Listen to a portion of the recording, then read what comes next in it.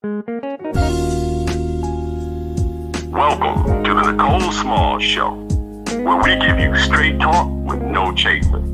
Here, we discuss issues from the White House to your house. And now, here's your host, Nicole Small.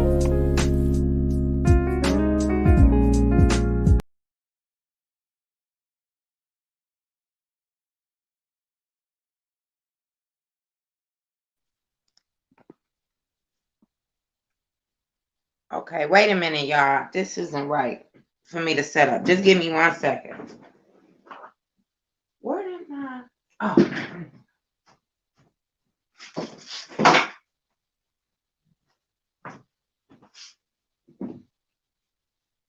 Just 1 second. Hold on. Let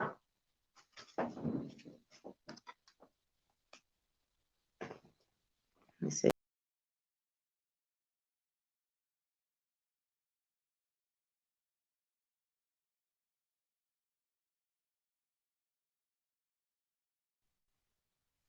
Okay, can you see me? I think you guys can.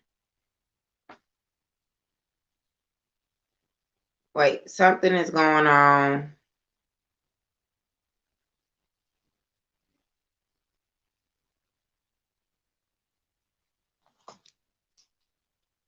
Why can't I see your comments? Oh, this drives me nuts.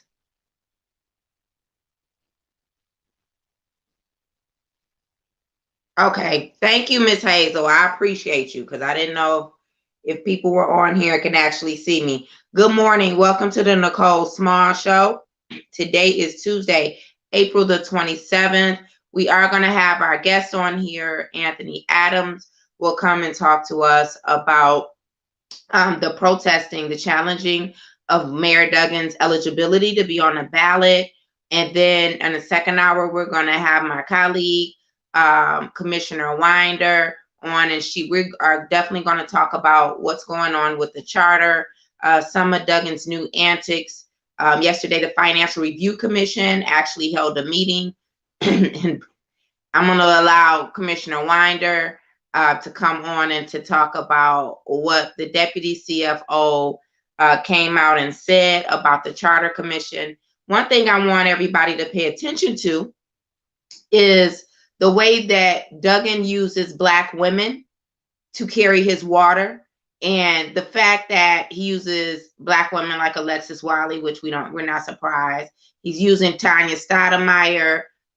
He's always using Black women to get out here to carry his water. That's why he allowed for, what's her name, Charity Dean, to run this Creole department so she could come out and justify, how they're doing a phenomenal job and how we can trust the process of Creole to make sure that they hire Black contractors. Well, if any of you watched my live feed yesterday, you see that was all a lie.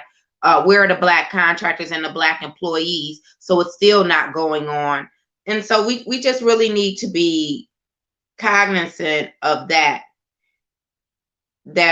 how he's using us in this type of way. Okay, I see that. Okay, I was going to say, I see that you can see me on Facebook, but I can't find it myself. So we're going to definitely have that conversation, and it'll be interesting to hear some of the comments that were made yesterday in the Financial Review Commission meeting, especially from the mayor. These lies that he's telling, nothing new, right? Nothing new. But the fact that he is really pushing for voter suppression to a majority Black city, majority Black voters, and no one in the media is covering that part. I did do an interview yesterday on Channel 7, but they don't talk about that.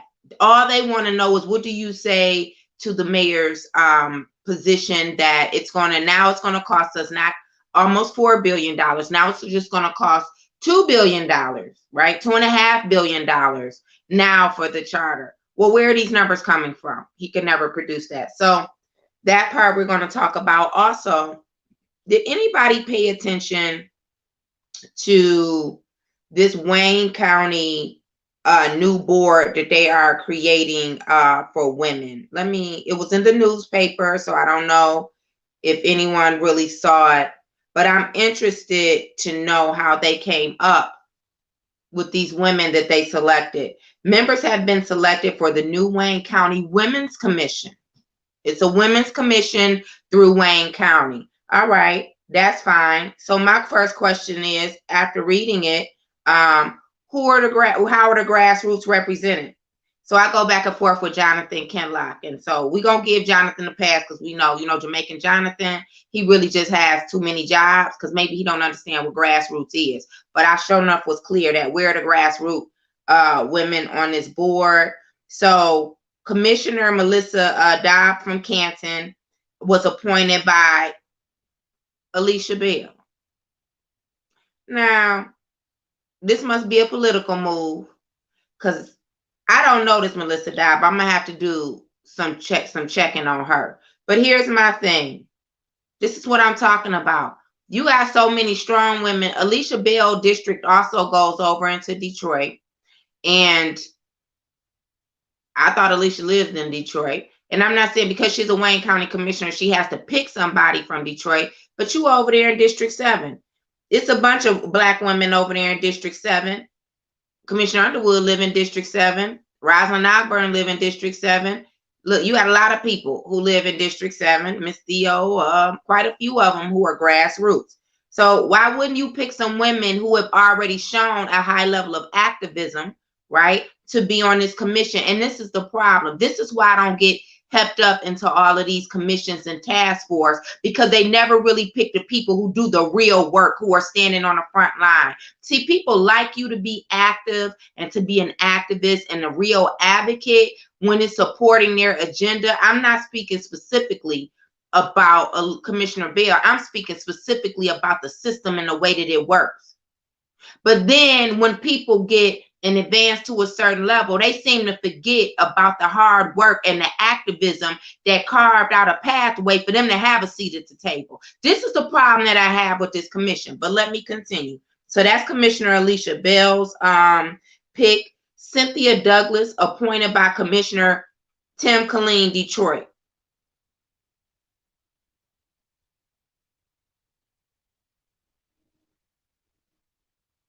Oh, Tim Killeen, wait a minute. Oh, Alicia Bell lives in Canton. No? Melissa lives in Canton. Okay, so that means that Cynthia Douglas, I'm thinking she lives in Detroit. Okay, yeah. Then you have Ryan English Barnhill. Now, she was picked by Jonathan Kenlock. And Jonathan Kenlock made the statement that all of these women are grassroots. That's a lie from the pit. That is extreme. Do you know what this Ryan English Barnhill works for? She's the community person or person of governmental affairs for the Illiges. You tell me one time she been on the front line about water shutoffs. You tell me one time she been out here challenging them for affordable housing. You tell me one time she been out here pushing back against them not hiring our people. No, that is grassroots. You don't get to say that you grassroots and sit up in the C-suite and not get down here in the streets. That's not how it works. And I want to make that clear because I'm so sick and tired of people devaluing and diminishing the work that we do.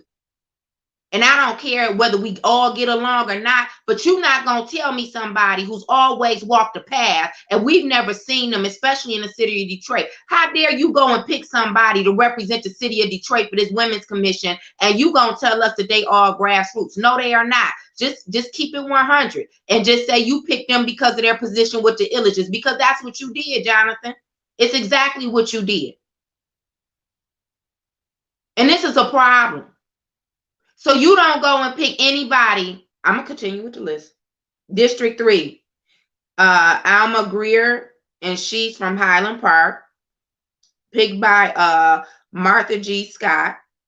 Maybe she is grassroots. Cindy Garcia, appointed by Commissioner Varga in Lincoln Park. Yvonne Cash. Okay, I know Yvonne. She works with the unions. She's appointed by Irma Clark Coleman. District 6, Carmen J. Carter, appointed by Miss Monique Baker. So Monique, you my Wayne County commissioner. Monique, who is this Carmen lady? Who is she?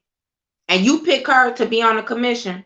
Let me look her up right now. Let me see if I can find who was this Carmen G. Carter. Because in my opinion, what I think, where you got Annalisa over there. I don't know Annalisa. Yeah, Annalisa, you gotta stay in Monique Baker McCormick's district. Because you closer to the lodge, I believe. Let me see if I can see what this Carmen Carter look like. Oh, well, she look like she is black. Well, she definitely is black. Yeah. Yep, I never seen her doing no work. And where these young sisters who are activists, see, that's the problem that I have. They pick people who, if you're young and you're a part of this black professional establishment pathway, but you're not picking young black sisters who are out here who are being activists, and so you could groom them and put them in them spaces. See, this is why I don't buy into this garbage about having a seat at the table, because when they get an opportunity to create a table, and when I say they, I mean people who look like us and people who've been elected by us, then you don't pick these people out here. And Alyssa, what, 24 years old? And there's some other young black sisters in this community. Why you didn't pick one of them, Monique? Why didn't you pick one of them? This is absolute bull crap. This is garbage. Then you're gonna tell me, oh, Cindy Garcia, I see. Wait a minute. I said Cindy Garcia. Yeah, oh, she's picked by Varga. Yeah, but we know Cindy Garcia. That's from the is she from the Union? Elena, tell me, I thought Cindy was from the Union. Double check that for me. And let me know, post it on here. Carmen J. Carter appointed by Monique Baker McCormick. And see, this isn't against her. I'm talking about how we elect people into these spaces, and how are you going to show us that you're going to give back? This is a problem. Then you have Latanya Gator, appointed by Commissioner David Knesset. This is somebody from Dearborn. I don't know too much. But there's a duty and responsibility for these black folks sitting at this table. I don't see not one of y'all picking a real diehard activist, especially from Detroit. And the reason why I want to point out Detroit, because we the largest city. We are the largest city. And you're going to go pick, what did I tell you her name is? Brianna Barnhill, Ryan Barnhill. You wrong for that. That's who you gonna pick. She already running the Illegis thing, but you gonna pick her because you think she a good fit at the table, not because she's doing the work. What's the point of having a women's commission if you're not gonna have a voice out there talking about single mamas who can't bathe their babies? If you're not gonna have anybody out there talking about water shut off, what's the point of having this commission? And none of these people that I see, any of you who have picked, has anybody who has spoken on these issues. And this is a problem. And I don't want to hear no crap from nobody talking about, oh, you supposed to uplift sisters. She already uplifted. She working for the Illegis, making good money. And she's supposed to be doing the work to reach out to the community. How many of y'all done had a letter or an email or a request from Ryan English Barnhill? And she don't have to do it, but I'm saying she's working in that capacity, and we don't even hear from her. So what makes her the best fit to sit at this table? She has enough. This is ridiculous. This is just absolutely ridiculous. And Yvonne is with Region 1A, so I know that's why they picked her. I don't understand, why are you picking all women who are already established to sit at this table? What sense does this make? How is this going to help us build a bench in leadership? And see, that's the problem that I have. I feel like turning my own out. This is the problem that I have. You claim that we need to build a bench, but then you don't pick people who you need to be ushering through the pipeline so they can have experiences at this table. That's the problem that I have with this commission that they have contrived. How are you helping us? How are you helping the real advancement of Black people? Explain that to me. And then who else? What y'all say? Somebody said, oh, It's another one that I'm missing. Angela Winton, that's someone from Taylor. Chelsea Lanto appointed, and that's somebody from Grosse Ile. Well, I don't care what go on there, but I definitely care that we have a lot of representation in the city of Detroit on that commission.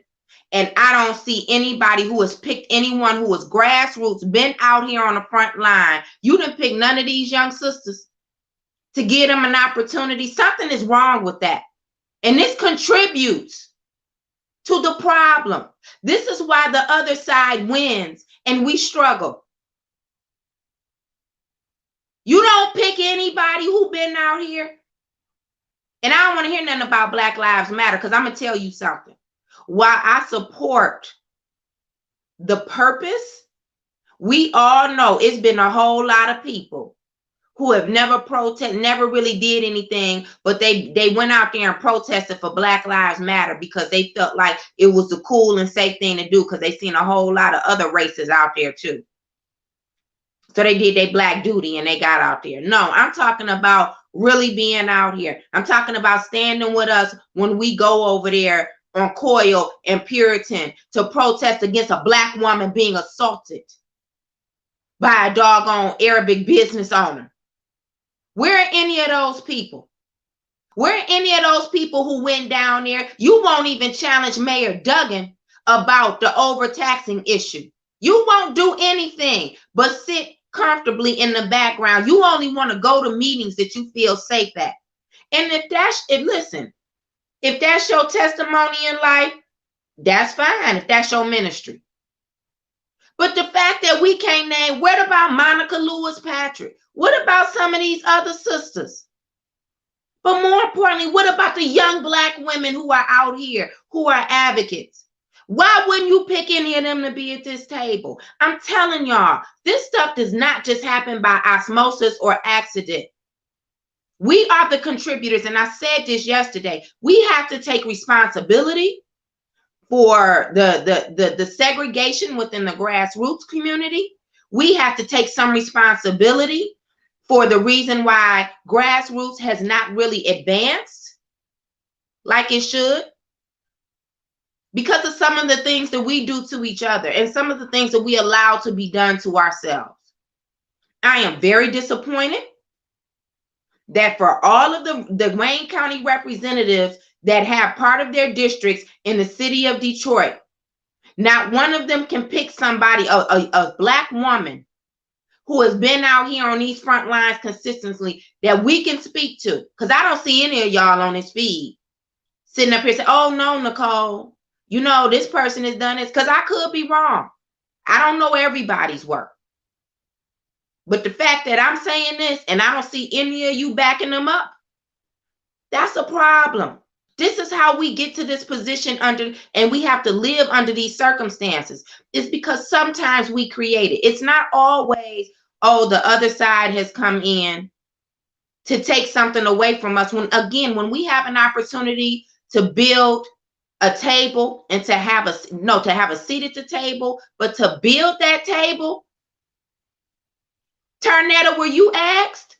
You a part of SEIU, and you always out here fighting for D15 and other issues. Where are the Tornado Carters at the table for this Wayne County Commission? And I saw somebody post on Jonathan thing, you can't please everybody. What you mean you can't please everybody? This is our opportunity to make sure that we build real leadership. And you know what, to the Wayne County commissioners, if you feel like somebody, oh, they too much of a rebel rouser, you know they kill me with that. But you won't get them to go against Malcolm X though, right? They claim that they standing on all 10 toes down around that type of activism. Bet you wouldn't say that about Fannie Lou. But then you don't turn around and help groom another Fannie Lou, so she has more opportunities to sit in more spaces to learn.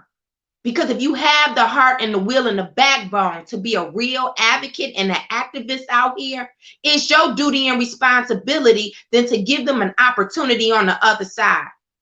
So I say shame on them for that. That's wrong. That's wrong. That's not right. This is why we don't get anywhere. And you sitting up here elected. And all of you know Detroit. Any of you who have a district in Detroit, you know it's Detroit that's carrying you.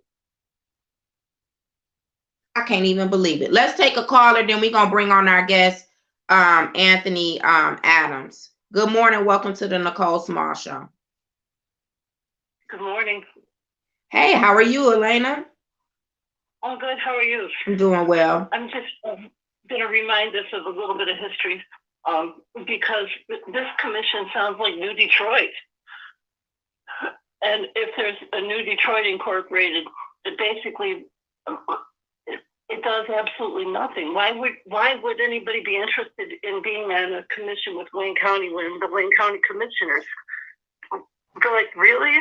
What has the Wayne County Commission done that anybody can look at to improve the life of people in Wayne County? It's a rubber stamp for corporations, the rubber stamp for the county executive. They let Dan Gilbert move the jail like it's they sure did. They sure did. The Wayne County Commission and the Treasurer's Office were supposed to stand up to these tax abatements. They haven't done a single thing about the tax abatements in the city of Detroit. What are we even talking about here? No, you're right. I mean, the idea of the people who are hired and elected to do the positions in Wayne County aren't doing anything. So what possibly? Well, this is my thing about the table. So they have picked women. Let's talk about the unions. You have Cindy Garcia. She was a lead union rep down in Solidarity, right? And then you have Yvonne Cash. No, Cindy Garcia has been, she's been in the community and in the rank and file. Oh, what's the lady's name? Cindy Garcia is the one whose husband was deported. I thought she was the one who was from the UAW. Okay, so they got one okay, hold on. So they got one grassroots person from Detroit then. That's what you're telling me? I think she might be Lincoln Park. But, you know, the Latino community goes from Southwest Detroit down into Melvindale and that area. That's the Luna Vargas area. Okay, so we don't have any real grassroots from Detroit then. Back to my earlier point. That's what you're telling me? They didn't mention anybody from Detroit. Yeah. Oh, okay. And that's the problem.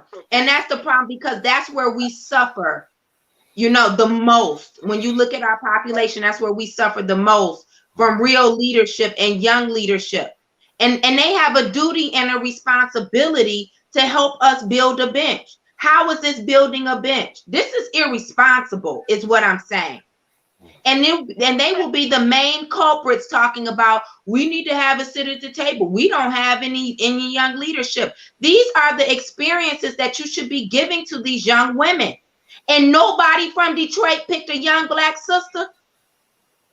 Nobody from Detroit picked a young Latina sister. That's crazy. To reiterate my point, what could they possibly know about making life better for anyone? They're on the Wayne County Commission. What have they done? What could they possibly know about appointing someone who's going to make life better for anyone? Well, they should. They should. I just think it's a concerted effort not to. If they could, they would not have been elected. I don't know. I mean, I disagree. I still. Which commissioner can you point to? Which Wayne County commissioner can you point to and say this is what representation should look like? Besides the Pinkins. Well, that's true. That's the only one that I've ever seen act right and act on behalf of the public. Oh, I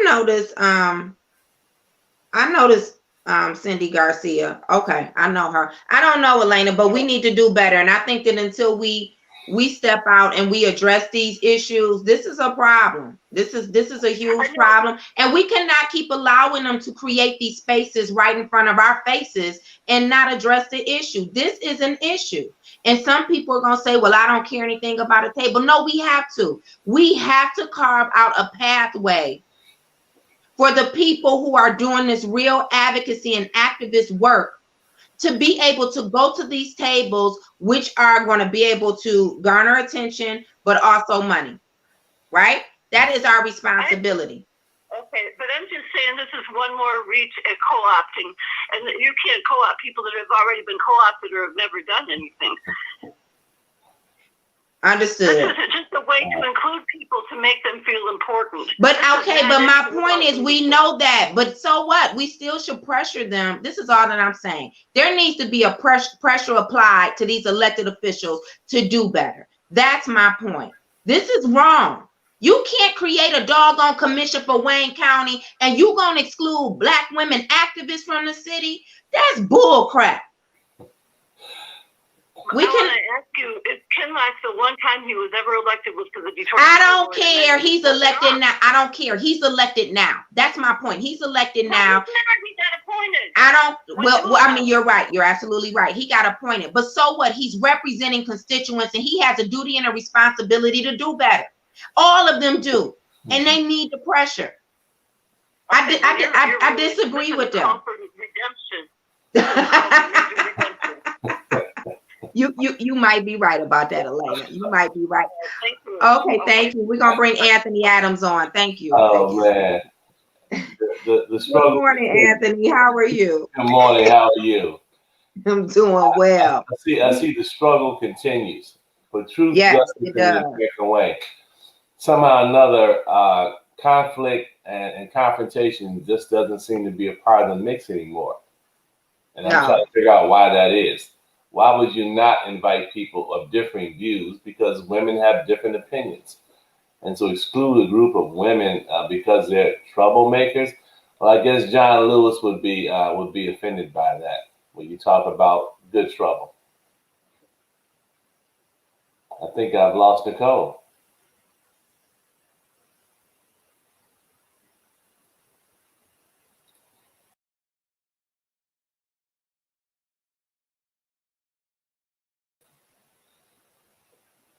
Well, this is a big seat to be in Nicole Small chair, hosting the Nicole Small show. All right, now I can hear you. I'm sorry, right. I was trying to turn my camera around and it got all you were now. Okay, I'm back with you. I heard you though. I heard you. Don't go sideways. I agree with you. Don't go sideways on me. I'm scared to turn it back sideways because it might stop on me. I thought somebody was playing dirty tricks on us, you know. Right. right. So let's talk about most recently you have filed to challenge the eligibility of Mayor Mike Duggan to be on a ballot. Correct. So what is that all about? So, each candidate that runs for office has to file really a series of reports, and they file their finance report if you're running for the office of the mayor with the Wayne County Finance Commission. And going through the records of the commission, I discovered what they call an error notice, which is a notice which says there's something that's not complete with your report. And this notice was from 2018. And normally, if you get an error notice, then you have to submit follow-up documentation to correct the error. Well, there was never a final closeout letter of this 2018 report. And so as time passes, 2018, 2019, 2020, most likely it probably was overlooked. And when you file, so when you go to declare your candidacy, you have to file an affidavit of identity, which says that all of your reports, all of your filing, all of your fees and expenses have been paid. And you certify that under penalty of perjury. And so when my opponent, because I don't use his name, filed his affidavit of identity, he committed perjury, okay? And he submitted a false statement. And so we got verification from the clerk's office, the Wayne County Finance Office, that the report had not been filed. And so we have an actual official letter from their office. And so we submitted that letter with our petition challenging his candidacy, because if you have not satisfied all the requirements under the law, you cannot be a candidate on the ballot. And the same thing happened to the mayor of Pontiac, Deidre Waterman. The same thing happened to the mayor of Taylor, of Solaris. A similar challenge has been filed against Janae Ayers. And I'm hearing rumors that there might be another person that hasn't submitted all of their paperwork as well. And so now I heard that too. It's up to the Wayne County clerk. Well, it's up to the Detroit Election Commission clerk, Ms. Winfrey, to make a determination as to whether or not he can be on the ballot. We think the law is clear, it's open and shut, and we think his name should be removed from the ballot. Before I even get into the difference of the responsibility, the distinct difference of responsibility between the city clerk and the county clerk, because I think people need to understand that. Right. Let's kind of talk. Well, no, let's go through the process first, and then I want to ask the process. So the Wayne County clerk is actually responsible for all filings related to your campaign committee. The city clerk is responsible for determining your eligibility on the ballot. And so the Wayne County clerk technically can't tell the city clerk that someone's ineligible. All she can do is tell you that they have not submitted their reports. It's then up to the Detroit election clerk to look at the law and make a determination as to whether or not the person is eligible. And so the determination really rests solely with the Detroit city clerk and not with the Wayne County clerk, Kathy Garrett. Okay, but there, excuse me, there is a Wayne County Election Commission meeting tomorrow. Yes. Okay. So what will they determine? What's their responsibility at this meeting? I think their responsibility is to determine whether or not all of the requirements of the statute have been satisfied. If in fact the candidate has not submitted all the necessary reports, then they technically can say they are not they're not a real candidate because they haven't complied with the law. That's what they can say. And then at that point, the city clerk takes that information and makes her determination. So we don't want to get caught in this kind of crossfire because we know they got millions of dollars to spend, millions of dollars on lawyers to challenge every aspect of the operation.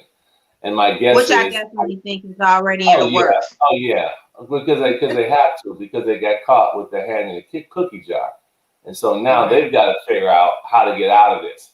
And obviously, they will be using their muscle, their money, their access to people to try to make it appear that this is completely frivolous.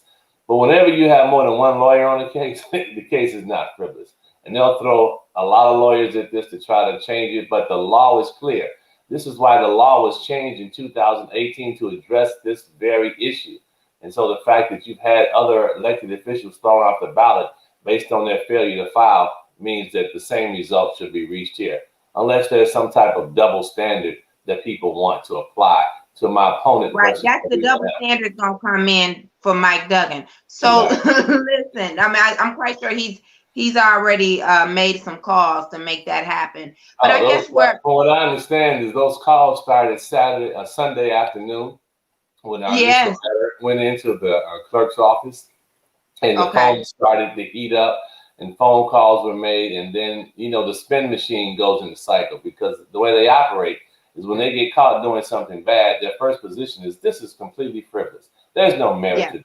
And it's that's why he had Alexis Wiley, on the news with, I guess she is supposed to be his chief of staff, right? And this is just, either her response is always, oh, these people are just angry, but we don't expect you to be angry about anything really going on because you're not from here.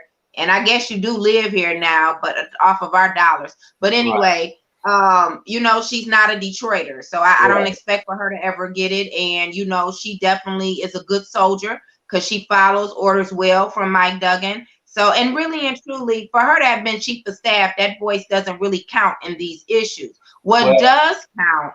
Go ahead. No, so she technically, she's operating as his campaign manager. I mean, that's what her technical title is. No, that's what I was, I agree. I was going to get to that part. Right. I'm just saying how we usually know her and how she has a pattern as being his chief of staff. This is what we've always seen from her. Well, so now that she's his campaign manager, yes, I guess you have to have someone to come out and to speak on your behalf. Understand that, but don't really care too much about how the optics of all this because we all know that the predominant voting bloc in Detroit is Black women. Black women. So to have a Black woman speaking for you is an optic because we have to understand there's an optic to everything that goes on around this election. There's an optic that he can't be beat. There's an optic that he doesn't make mistakes. There's an optic that he's doing everything right. But once you start peeling back the onion and looking at what hasn't been done, the optics start to go away. And our biggest battle, as you and I always know, is not him. It's with the mindset of the people who live here and getting them to understand that their condition is not any better. That if you can tell me your condition is better off today than it was 8 years ago, then I guess you have to do what you have to do. But when we talk about the loss of home ownership in the city of Detroit, but we had the opportunity to use hardest hit funds, when we talk about the tremendous level of water shutoffs that occurred in the city of Detroit, when we talk about the crime that is out of control, people can't sit on their porches for drive-bys, music loud, folk doing whatever they want to do outside. When you start talking about quality of life issues, people are concerned about how they're going to survive. But there's no conversation about that in our city. And what our responsibility, which is why we're out here, and it's almost becoming, I'm going to say, a spiritual mission now, is our mission is to inform people, to get them to understand that you are not better off than you could be, and that you actually deserve so much more in your life, so much more conversation about issues, which is why I try to focus on the future and how we can make it better for our citizens. I agree, but I think that there is there's a system in place. There are some bad actors who are actually in place right now, sitting holding some powerful positions, who can actually tell Mike Duggan this time, your privilege don't work here, right? Your privilege doesn't work here. At some point, you know, we have to engage and be contributors to our own successful future. And so when I look at these types of situations, me personally, you know, maybe they will kick him off the ballot. I don't know. But if they don't kick him off the ballot, then now you're going to have a couple other people you can't kick off the ballot, right? That's in their air. Because now, wow, you know, I'm definitely, I'm running from one of those seats. What I'm saying is she is a Black woman, right? So I don't know if they're going to pull that one, you know, so then she going to be able to stay on the ballot. And she too has not filed her paperwork. But let's just say they kick him off the ballot. I believe that, you know, Cindy Paskey will come to the rescue. And she would line up those dollars, those millions of dollars, and it'll probably be others now because he is the current mayor, and they'll run another write-in campaign. Let's talk about what that looks like. There's no question. There's no question that will occur, because what we understand, but what we're trying to get other people to understand, is that you're controlling a $1 billion public service corporation. When you look at the campaign finance report and all of the vendors that are financing his operations that are not from the city of Detroit, you clearly understand why they will spend millions of dollars to control the city of Detroit. And I'm not a conspiracy theory. I'm just stating fact. When you point fact out to people, that the fact that the majority of the CARES Act money, for example, went to companies that were not from Wayne County or from the city of Detroit. You know, the fact of the matter is that Black contractors got very little of the CARES Act discretionary funding that came to the city of Detroit. You know, there's a fact that rental assistance and programs like that have not been that vigorous in the city of Detroit. And so when we start talking about fact of people are hungry, you know, you and I work in the community a lot. I was at a food distribution line last Friday, West Chicago and St. Mary's. Hundreds of people lined up trying to get food to make sure that they can have something good to eat. And so when we start talking about these facts of how things are going, it's amazing to me that I even get arguments with people about the condition of what the city is in today. It's completely not what it should be. You need to realize what the people's responsibility is in this situation, right? So again, he could definitely run another write-in campaign. And I said this to you the other day. You know, nobody really thought Mike Duggan was going to win that write-in campaign, especially not against Benny. I mean, you had those of us who was like, now listen, you know, because we had never seen anything like it before, right? And you go run a write-in campaign. But we were coming out of a dynamic, and, you know, because we talk a lot, we were coming out of a dynamic where you had the failure of a major elected official. You had a series of Black leaders that most people considered were very inept. And so the dynamic of change, because people were frustrated about what was going on. And a lot of this was organized and orchestrated. Let's understand this, that the bankruptcy of the city of Detroit was not something that the city had to go through. It was an orchestrated attempt through years of cutting revenue sharing. When I first started working for the city in 1985 as an executive assistant Coleman Young, I think the city of Detroit got something like $325 million in what they call an equity package, which was money that went to fund institutions like the DIA, like the zoo, programs that were benefiting the region because they understood the importance of supporting those institutions. And yet, over time, there were revenue sharing cuts. There were changes in the tax structure that eliminated the ability of Detroit to get money to support itself. And then there was the death grip of Governor Snyder, who played the money game with the city of Detroit. They cut the city of Detroit's revenue sharing funding, which really forced Mayor Bing to capitulate, if you will, and again, practically agree to bankruptcy. So there was a series of designated moves that were designed to weaken the appearance that Blacks cannot lead themselves. And part of our battle is educating people to understand the overall dynamics of how all this comes together. So you create a situation where the city is losing tax base. You change the tax laws to eliminate a revenue sharing for the city. You impose conditions. You allow people to move out of the city by weakening the residency structure of the public safety department. All these things are added. You create a situation where you take over the schools and you have a population that is not being properly educated, as found by the Sixth Circuit Court of Appeals, to talk about the fundamental lack of education that Detroiters have gotten over a 20-year period. So when you begin to add all these things up, bad education, bad financial management, cuts in revenue sharing, crime out of control, there was a level of frustration that people felt that they believed that the guy who's in the seat now, possibly because of his privilege, as you suggest, could bring things about for the city. And so there was it, and you know, I mean, we obviously know that with that race, there was a lot of things that could have been done differently. But at the end of the day, my position is, regardless of whether or not he's on the ballot or off the ballot, I got to run as hard as I got to run to the finish line, because we're in a race. We're in a race for the future and the soul of the city of Detroit. When you talk about an entity that's going to get $850-something million, the school district is going to get another $950 million. The Wayne County is getting about $200 million. You're talking about $2 billion in money that we can control and direct and determine what our future will be. So when we talk about making sure that pensioners... Well, wait a minute. We might want to make sure one of the first things that don't happen is that some of that $850-something million end up going to pay people to make sure that he stay in the race. So that's the first thing we need to do. But what I want to focus on is this. Like I said, a lot of people didn't believe that he would win that write-in campaign again.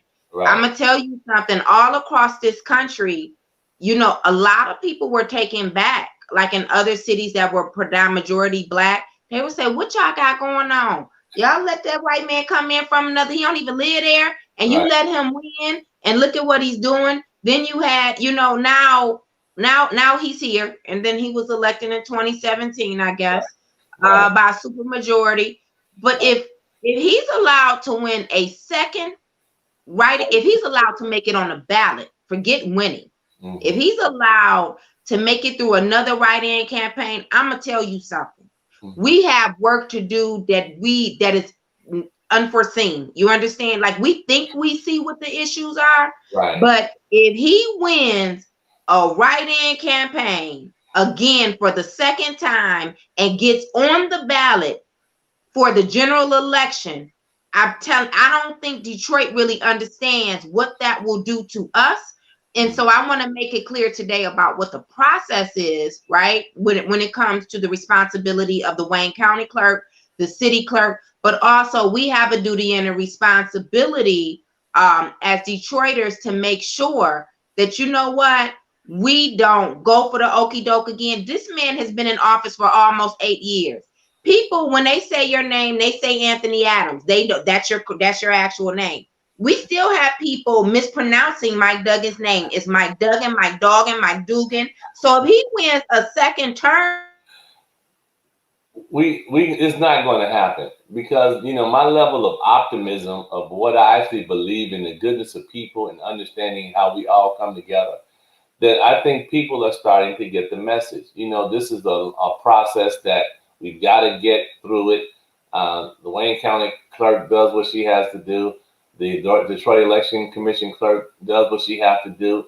If the result is not what it should be from our perspective, well, then we obviously will take an appeal to the Court of Appeals. You know, there are several cases pending in the Court of Appeals to address these types of issues. So, you know, we're prepared to fight the fight because it's a good fight to fight. It's the correct fight to fight. The fact that I can never totally ignore anything about any filing that I would make, because I would be vilified by my own community first and foremost, because we somehow got to get past the issue of, I'm gonna say self-hatred. There is a high level of self-hatred. It's a high level of self-hatred in our community.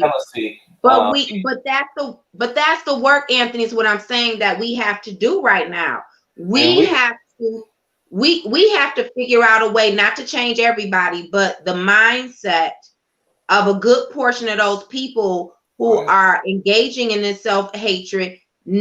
I'm saying this will mean that there's a higher level of self-hatred if Mike Duggan runs another successful write-in campaign just to make it on the ballot. I'm not talking about him winning office as mayor again. If he gets enough write-ins to even make it back on the ballot, that's a challenge.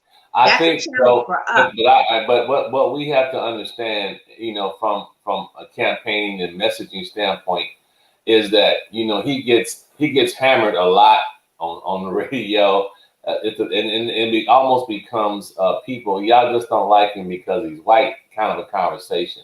And I think what I've been trying to appeal to is I really could care less whether he's white.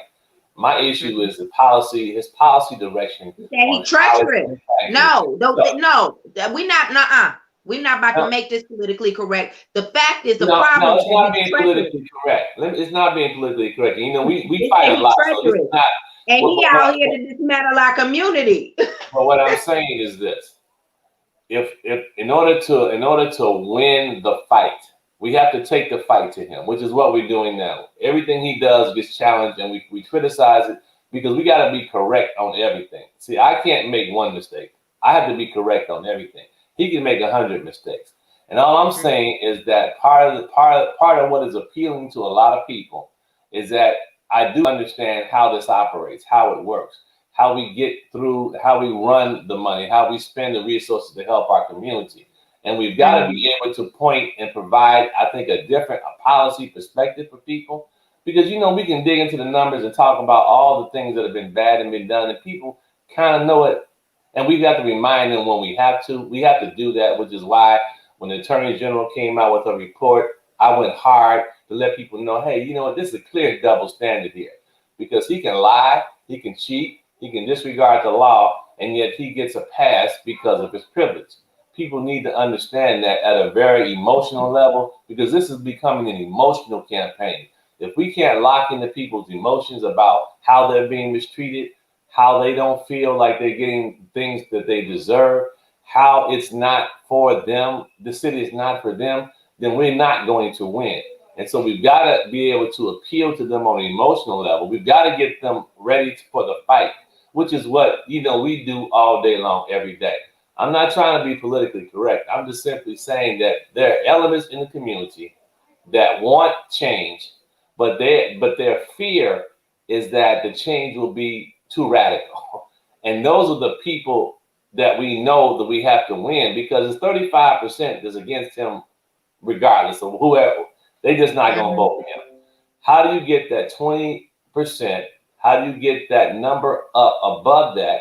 You've got to be able to offer a policy perspective on how you can do things differently, because no one has ever made the case that things can be done differently. People just assume because but hold on, that's my point to you. You can't get to making the case that things could be done differently if we have a system in place that is simply going to if you have a system in place that's simply going to give him a pass for all of these things.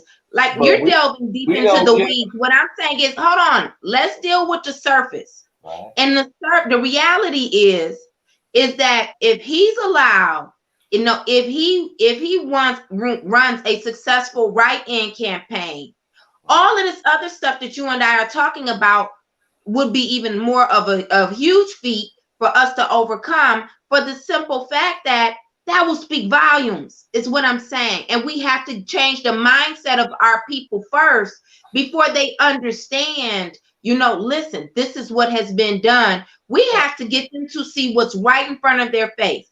If you start writing in his name and you allow them to pull the wool over your eyes again, I don't care if you become mayor, whoever become mayor, and let Jesus gonna come down here and become mayor and gonna run everything. I mean, physically, don't get me wrong. I mean, physically, we're not gonna have the changes that we need, that we deserve. But also, Anthony, more importantly, it will show that almost like we're not ready to govern and galvanize ourselves. And I think that that's a very dangerous message to be portrayed. But hold on, let's take a caller. We have a caller on the line. All right. Oh, I might have waited too long. Go ahead. How are you going to respond? No, and I agree. I mean, the message, because at the end of the day, it starts with whether or not we actually believe we can govern ourselves. That is the fundamental question that's on the floor. If you don't believe that we can govern ourselves, then you take a path that reflects that. And what I'm saying is that in order to get there, we first have to make the argument that we understand he's privileged. We understand he can get away with things we can't get away with. But people have to understand that what he's getting away with isn't helping them. You see, when you're telling me that I got $500 million, it helps him. No, this is what you say. It's not helping them. It's helping him. It's not helping the community. So you like the fact that, you know, downtown is nice, but you can't really go downtown because you don't have the money. You can't go to the Foundation Hotel and have a $600 meal. You can't. So how is that? You can't go to the townhouse to have a $20 burger that don't come with fries. Right. That is not benefiting you because the structure of how it's set up isn't set up to benefit you. And it's not benefiting you because you aren't paying attention to the fact that money is not being directed in your neighborhood. The fact that tax captures are taking money from your libraries and your education system. The fact that he can't even give you a plan to give you back money that they illegally took from you. And yet when they want to do something, that's because he said he wasn't a part of it. Well, no, that's because he said he wasn't a part of it. You know, it's easy. And are we going to talk about his failure to take responsibility for the corruption and collusion that he is engaged in? But hold on, we have a caller. Let's take this caller. Good morning, Sivetta.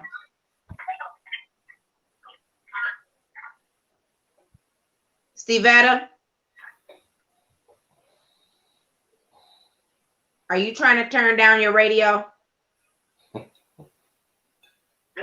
morning, Nicole and Anthony. How y'all doing this morning? We're doing well. How are you? Okay, I just want y'all to make mention too about Mike Duggan was part of the group that took that money away from Detroit School Board. I want you to mention and tell about the history about that. Right. Oh yeah, I mean, you know, the documentation of all the things that he's done bad. You know, he's been able to reinvent himself, which is kind of amazing to me because when you're at the center of the McNamara machine, and we all understand how corrupt they were, and I said they were corrupt, and that they had a stranglehold on Wayne County politics, and but for Ed McNamara dying. Maybe the course of history would have been written differently. I mean, his documented record of what occurred in the Malice Green case, which is similar to what occurred in Minnesota, where they tried to get the coroner to change the cause of death to cocaine ingestion versus absolute straight up murder, documented on the record. But over time, because people want things to control things, they've been allowed to systematically reinvent himself to become this wonderkin of municipal management. And hell, anybody can manage when you come out of bankruptcy and you don't have to pay pension obligations. And now what happens? The money gets spent, so you still have a pension clip that you got to pay. There's just a lot of things that people need to remember first. And once they start remembering, then we hit them with the information about how it's not benefiting them. Because at this point, people kind of think that they're getting the benefit of the deal, and they aren't really getting anything from it. That's what frustrates me. All these talking heads, all the political elites that surround him are getting very little compared to the millions of dollars that's being spent with people that he wants to spend that money with. And that's our battle every day. And then he has a majority of a council that supports these efforts as well, which again is dangerous. And it's bringing me back to the point how there is a system in place, right? And that we have to figure out how much more can we take to allow our rights, to be stripped from us by those that we have elected, because that's a huge part of what's going on as well, which is why, I tell people, until I hear otherwise, Duggan will be on the ballot, Ayers will be on the ballot, and whoever else is a part of that regime will remain on the ballot. And it's sad, but I think that we also have to acknowledge the lack of trust that we have in the system. I mean, anytime you have an attorney general who came out swinging, claiming to be so progressive and so for the rights of the people, and now she is playing right into the same game, which is, I'm not gonna go against Duggan. It's this. Yeah, but that is what, and that's what. In place. No, but what I'm saying is we have to take a look at that. What we understand. Hold on. I'm just saying to all levels of government. I just don't want people to think that we're just simply saying that Duggan has relationships here that's affording him this level of privilege. I just want them to know that you and I both are also saying that extends beyond just city government. Go ahead. That is the structure of the state Democratic Party, which plays a high level of plantation politics. I mean, let's just be clear about this. That the system is set up for them to control black votes. And they control black votes because they understand that they have no place else to go, which is why they come in our community during election time and talk about all the good and great things they're going to do, how progressive they're going to be. But if you were truly independent, you would have looked at that situation. And you can't tell me that on the one hand, one person, Ryan Fredericks, gets a grant of immunity in order to give testimony, that the chief of staff, the campaign manager / takes the fifth.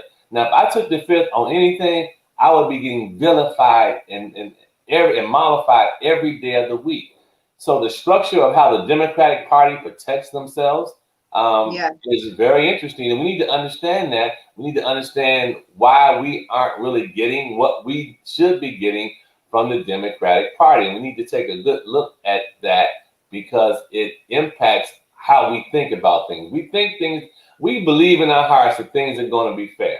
But you and I know that it ain't fair. It's all about who's in power, who's pulling the levers of power. And we need to continue to challenge that at every step of the way in order to get people excited about trying to change. I mean, hold on, Anthony. We got another caller. One second. All right. Good morning. Welcome to the Nicole Small Show. You got a question or comment? I got a more or less like a half and half. Good morning, Ms. Small. Hey, Protest. Mr. Adam. Now, I wanted to ask you, Mr. Adam, everything that you just said, that you're saying when you say we got to take it to him. What was the mayor's, what was his name that ran against Duggan who said the mix was in? I don't know. No, who are you talking about? He ran against Duggan in the first debate. The mayor. That would have been Benny Napoleon. Are you talking about Benny Napoleon? No, after that. Coleman? No, before Benny. What was his name? Duggan didn't run for mayor before Benny, so we don't know what you're talking about. Mm-hmm. No, it was, yes, he did. No, he did not. When did Mike Duggan run for mayor before he ran against Benny? No, he didn't, because he had already had to make a deal with the Fed to say that he wouldn't run for so many years. Mike Duggan came from DMC. Right. Who was that guy that was up on the podium and he made that statement? Remember, he was debating. He said, "Okay, y'all, whatever. The fix is in." No, we don't know. But go ahead. What's your point after that? We can't remember. I gotta get his name. But anyway, the way he took it to Duggan, that's what I wanted to bring to Mr. Adams. When you said you got to take it to him, everything that you're saying now, that's what you have to tell him. If you end up in that debate with him, you gotta be man to take it to him.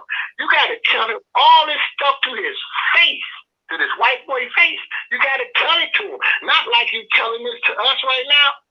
That's what I'm. Well, who else is? Well, wait a minute. Well, who else is taking it to Duggan when he the only one who didn't challenge Duggan to get him off of the ballot? No one. Mm-hmm. That's my point. If you're going to do it, that's the way to do it to him. You know what? And I agree.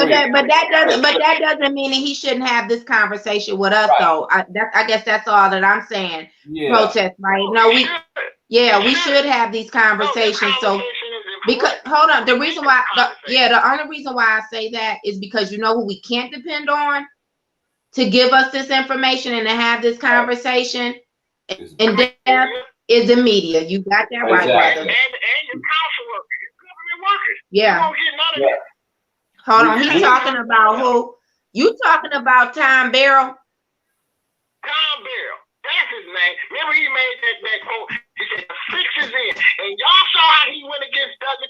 That's how you got to. No, he did not go against Duggan. What are you talking about? That's when he ran before Benny. That's when Benny ran. That's our point. Yeah. And Benny ended up being. Hold on. Let me finish telling you so the listeners will know what we're talking about. I might have it mixed up. See, he ain't gonna listen. I know, but what I'm telling y'all is Tom Barrel did run in that election, but it was Benny Napoleon who advanced through the primary. That's what happened. So listen, let's take a quick break, y'all, because we're gonna bring on Commissioner Barbra Wynder into this conversation. And Anthony, I know you probably will have something to some commentary around this charter and the mayor as well. Thank you, Brother Protest Riot. We got to go to a break. We'll be right back, okay? Okay. All right. Thank you. Let me finish.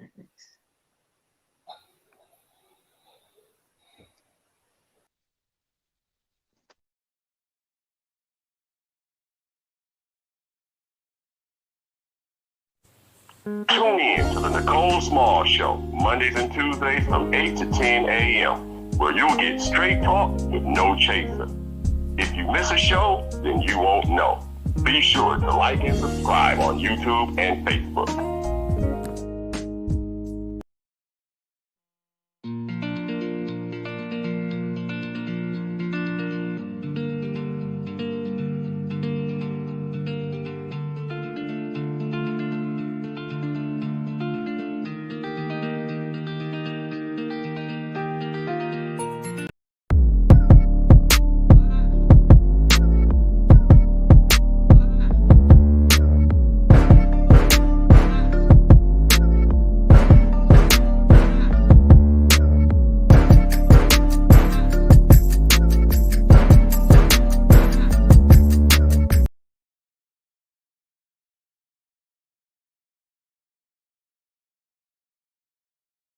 Can't hear you. Okay.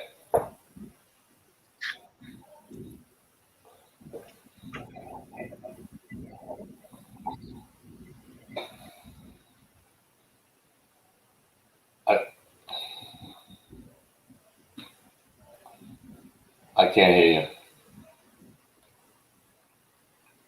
I'm not hearing you. I see why you can't hear me because I didn't have a mic on. Good morning, Commissioner Wynder. How are you?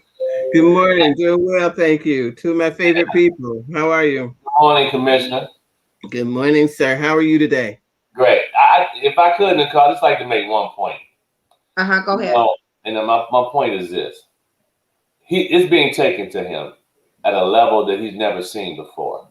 I don't think he's had any opposition that has spent as much money. Let me just start there with information outreach, direct mailings, restarting phone banking, direct door-to-door campaigning, op-ed pieces in the media, challenging him on television where they will cover us, because when people think that they don't see you on TV, that's not taking place.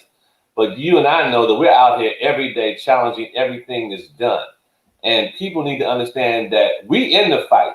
The question is, will you join us in the fight? Mm-hmm. Everybody wants to sit We don't need you to find anything else for us to do. We need you to join us in the fight. That's what people need to understand. Join us in the fight, right? If you want to change, then talking to your neighbors on this street, having conversation with them about what's not happening. This is when I started this campaign, I said there's a lot of whispering in Detroit about what needs to happen, but we don't need to whisper anymore. People need to shout and scream to the highest of their lungs, because this is a campaign about changing people's minds. We are the dominant population in the city of Detroit, and we're acting like we're fighting for civil rights in the city that we're 85% Black. It's amazing to me that we even have that mindset. Well, I think that there's something to be said about the fact that you have had the courage to stand up to protest, to challenge him being on a ballot. See, we got a lot of other people in this race who claim that, you know, you weren't going to be the one to really go against him. You know, they had all kind of conspiracy theories. Oh, yeah. But also, where are they? You know, but I'm saying if people have faith, hold on. If people have faith and confidence that somebody else is going to be able to take over this city and to challenge Mike Duggan, and this is my point that I've been making, then why don't we see other people really directly challenging Mike Duggan? This was a huge opportunity, right? So you mean to tell me that nobody else would take this on out of 14 people who have filed to run for mayor? It's something to be said about that. But listen, we got to take this caller so we can get into this charter business. Right. Good morning. Welcome to the Nicole Small Show. Are you talking to me? Yes. Oh, hey, Brenda, go ahead. Hi. Yes, and I was gonna say what you just said. Not just the people running for mayor that should be challenging him and several other people, but those running for city council, those that are running for clerk. Everybody should have been looking at the financials and how he's been continued to get away with this stuff. If you're really for Detroit, you'd be doing exactly what Anthony Adams is doing right now. And also, I want to speak to protest right. You want Anthony Adams to be the right mayor. You want him to know the ins and outs of government, but you also want him to be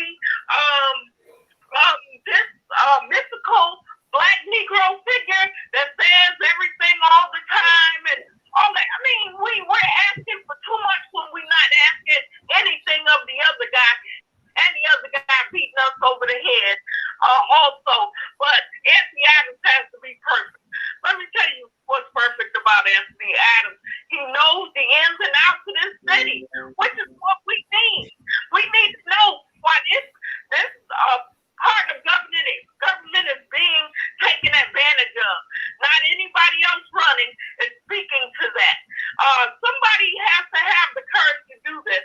And our expectations of Anthony's personality has to be taken off the table. Look what the man can do and what he can do for this city. And that's not just Anthony, anybody else who's running for any position. As soon as Anthony showed that Duggan's financials were not right, there should have been everybody who's running for public office jumping on that bandwagon with Anthony Adams.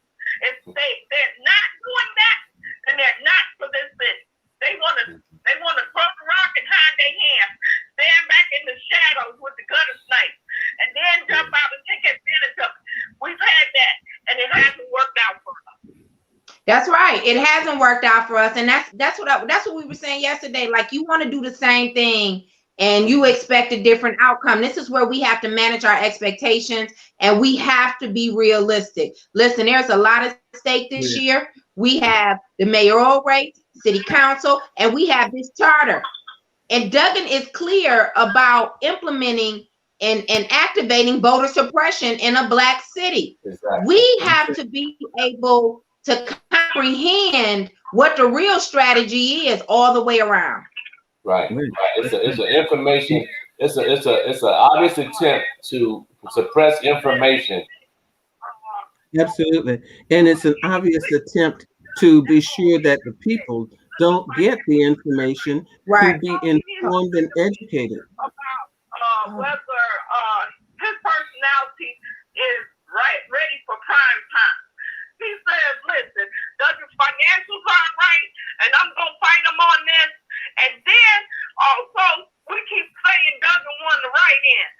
The Wayne County Board of Canvassers are responsible for that, and Dennis Winfrey and Kathy Garrett. They're all responsible for allowing the unethical choices they made in allowing everything that was on that line for the write-in to go to Duggan. I saw where people put Sidney Napoleon on that line, and they gave that vote to Duggan. There was just no way in a city that's supposed to be about 60% illiterate, and then we got seniors who have Parkinson's, who have arthritis, who never learned to read and write, and now they still can't, like you said, can't even say Duggan. They saying Duggan and everything else today. And he ran a one write-in. What's fair is fair. And like you said, if they come back and allow him to win another write-in, that's on us. We've seen Dennis Winfrey at her best, turning water on folks and dogs. That's all kind of stuff. And we've seen her at her worst, allow a write-in. And the Wayne County. Well, let me say one thing, that there's a major difference between 2013 election and 2021. It's actually kind of ironic that the majority of the vote in Detroit will actually be by absentee ballot. And because of how the election process is set up, where you had a lot of people going to the polls to actually vote, because the poll books at the end of the election were not balanced, meaning they couldn't validate the number of people who voted at the poll, there was no way to challenge a write-in vote.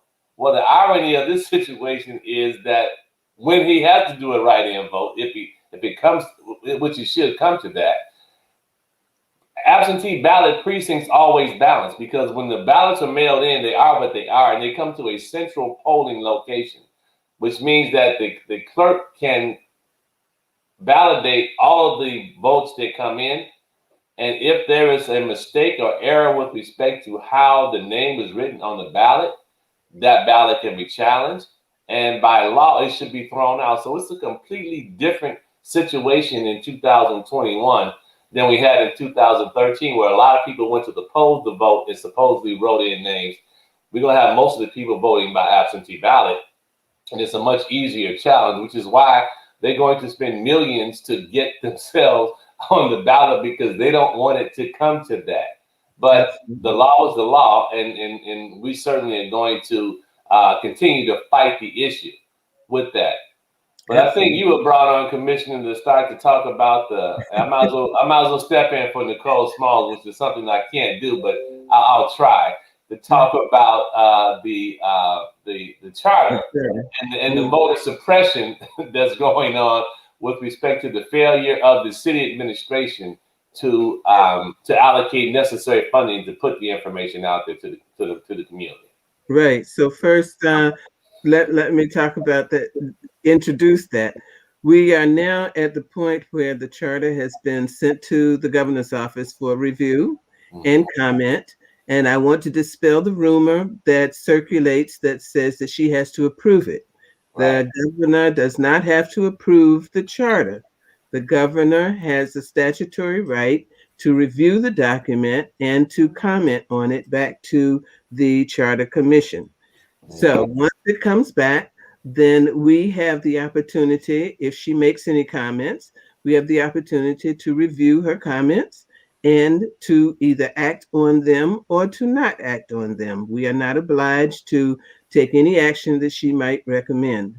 So we're waiting for that, and we expect that she will be done, and we should receive her comments and the document probably on or about May 8th, I believe is the date and time. And thereafter, excuse me, the Charter Commission had anticipated beginning to take on what we called an information and education campaign to let the people know what the content of the document is, and just have it printed, have it distributed, have it discussed, have town hall meetings, have poster boards made, have billboards purchased to inform the people that the charter is available at certain places. Just a really informative campaign, if you please. Well, we now find ourselves at a point where the mayor does not think that the people need to know what's in the charter. He has decided that we don't need to take on that kind of a campaign at all. And he has authorized in his budget spending $30,000 for the printing of the document itself. Now, people probably have heard that this is a 150-page document. So we don't right now understand how you can have a 150-page document printed for $30,000 and for approximately 100,000 people. If you've never had any printing done, you'll know that that's virtually impossible. Right. And in addition, I'll just make a comparison here to what was done with the last Charter Commission. I believe that they received something in the neighborhood of $172,000 to have a newspaper like, not even a newspaper, but a newspaper like fold over, if you please, print it and circulate it to the population, which at that point in time, we were probably going to have to say the city did not have the population it has now, because we know that the population has grown somewhat between 2009 and 2021. So I do have a question then regarding that process that you laid out, because as you said, the governor has no approval authority over this charter. That's correct. The Attorney General? What is the Attorney General's role in this process? Generally, the Attorney General is the person, not the person, but the entity to which the governor passes the charter. It's my understanding that the law does not require, nor has it been the habit in the tradition in the past, that the governor's office actually, quote, reviews the document. The Attorney General is passed on to the Attorney General for review, and primarily to be sure that there is nothing in the document that is contrary to state law or federal law. Okay. So we want to be sure that what we're proposing is a legal document, and the contents are enforceable. And even if, let's say that there are some areas in the document that are not legal. This document is being reviewed, first of all, in some way, shape, or form by 4 commissioners, all of whom have JDs. Right. I'm the 4th one. I have a JD. I have no bar license. I don't practice anymore. But 4 of us on the commission. We have a general counsel who's a member of the state bar, so that's fine. And then it's being sent to the governor's office, and she's sending it to the AG's office, and she has a staff. So let's say that in that process, all of us miss one something or the other, and it turns out that it's not, quote, legal. Well, the recourse there is that you have the court establish whether it's legal or not. You take it to court. It doesn't mean the document's no good. Doesn't mean you can't vote on the document. Doesn't mean you can't present the document to the people. It simply means that clause, that section, can be taken to court, and we can get the judge to tell us it's legal. Commissioner Wynder, that's a concern that I keep getting from the public is, well, the AG has already shown some concerns from the people to side with the mayor, who we know has strong ties with the governor's office, and also obviously with the AG's office. And I'm glad that you pointed out what the actual process is, so the community can understand. Right. While we know that there is some strong influence, right, from the mayor, that there is actually a process in place, I feel that more so prevents him from having his way at the state legislative level to be able to stop this document, which is why I think that he has taken such a strong position and is willing to violate state statute to prevent us from getting this information out. Mm-hmm. Also, the push for him to defund this charter. I mean, I agree with you. $30,000 that's a, I don't know, precinct delegate city council campaign, right? Most city council campaigns raise more than $30,000. Right. But also let's point out that there was some very explicit directions that came along with that $30,000. And that is that we can only print the document and offer translation. Right. So what the mayor is saying is that we cannot do a mailer of any kind. It'd be a struggle to hire field organizers, even though they're within that, to actually get them to distribute it. He is basically handcuffed the commissioners from being able to do what they were elected to do, right? But also, what about this part of how he has clearly shown us that he is willing to suppress the vote of a majority of Detroiters? Well, correct. That's exactly what this does. Is that once you, I mean, we have $30,000 to print the document, and what does that? What happens with that? It becomes a souvenir for us to hold on to put in our closets and libraries to say that this is what we worked on. Well, but nobody else. I do have one question though, actually, which may be helpful because because the election clerk always mails out the ballot.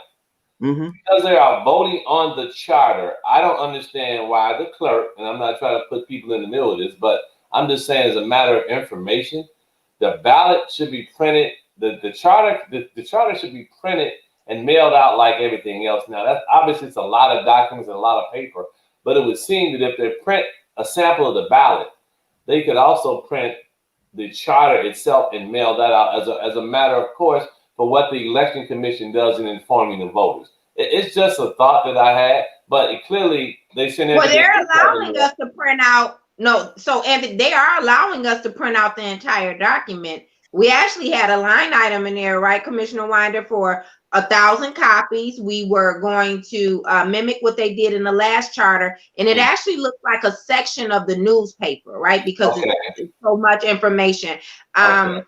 So but how many of our people are actually going to read the entire thing? That's why we agreed to keep the number low of how many we would print out of the entire document, as opposed to the mailers that we're trying to send out, which is a smaller booklet, the booklet that gives you a snapshot of what it is. But they're going to allow us to do that, and that costs $12,000, but they don't have to do any mailers because we can't mail that. We'll have to make sure we let the community know that they're available. All right. Those documents we foresaw would be placed in public places like libraries and more popular, maybe recreation centers, those kind of places where people can come and take a look at the full document itself. But we did anticipate that we were going to do this newspaper-like foldover that would be mailed out to the total population, because the total population is entitled to see the document, not just the voters. This is a charter that the constituency of and residents of the city are going to have to live under, not just the voters. So everybody's entitled to it. The whole idea was, if we could have enough that were left over, we could put them in the schools so that students could study the document. So I do have another question too. I'd like to ask you with respect to the impact of the Financial Review Commission and how they play into all of this charter activity.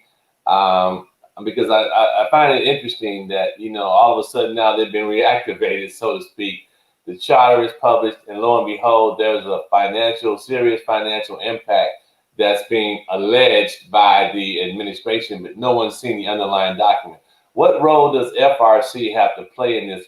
After the voters vote this thing in, can the FRC overrule it and say we can't pay for it? That's just a question I have.